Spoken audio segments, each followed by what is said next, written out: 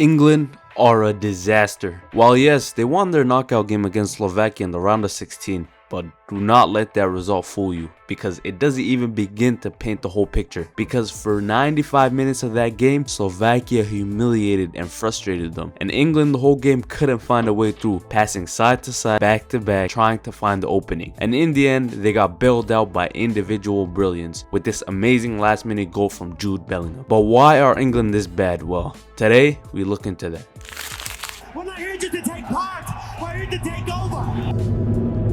England was simply trash on Sunday, and deadass, there's no other way to put it. Not only are they having these trash performances game after game, the worst thing is that every game that they played in the Euro so far has been a snooze fest. Being trash isn't the problem for most of these England fans, because they're used to this. The real problem begins when you realize that England are playing trash while also putting the fans to sleep with these performances. Like bro, you have a team full of superstar players who are individually amongst the best players in the world. Foden, Premier League Player of the Season with Man City. Jude Bellingham, La Liga Player of the Season with Real Madrid and a Champions League winner. Harry Kane, top goal scorer in the Bundesliga with Bayern Munich. Here we can see that these players are tearing it up for their clubs. But why are each and every one of them playing worse than they do with their club teams? And yes, I say this even after Jude and Kane scored, because let's not get it twisted here. For 95 minutes in that game against Slovakia, Kane and Bellingham were close to non-existent. And it was not just those games either. In the games against Slovenia and Denmark, they were both one of the worst players for England. And I'm not taking away from their goals, because at the end of the day, that's what big players do.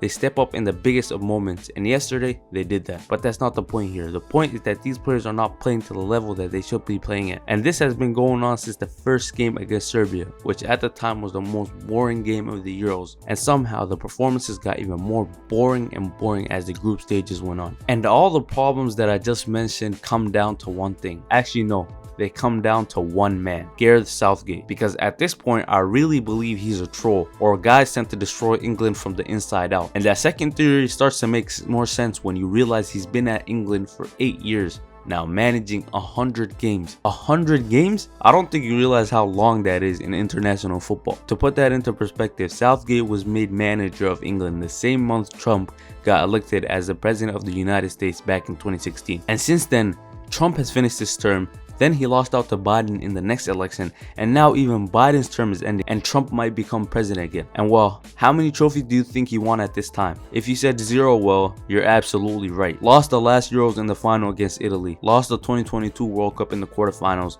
and in 2018, they lost in the semis. And now in 2024, it looks like it's going to be more of the same. And I don't want this video to be all about Southgate, but like I said, 95% of the blame is on him, and him only. I mean, take a look at this clip and tell me how I'm supposed to take a guy that says things like this seriously. And we know that we don't have a natural replacement for a Calvin Phillips. Like bro, do you not know you have one of the best young midfielders in the world in that position at your disposal? And you want to talk about Calvin Phillips, who hasn't played football in 2 years now. And it gets worse, because last week Ian Wright was saying Saka should be playing left back to accommodate Palmer on the left. And you won't believe this, because this man actually did it in game. Nah, this guy is not real. He gotta be an NPC or something, bruh. But never mind Southgate, let's talk about the team that they're gonna face in the quarterfinals, because let's be for real, they are in big trouble. And me personally, I think they're gonna be defeated by this team. And that team is Switzerland, who have been one of the standout teams in the Euros. They annihilated Italy, dominating the game and winning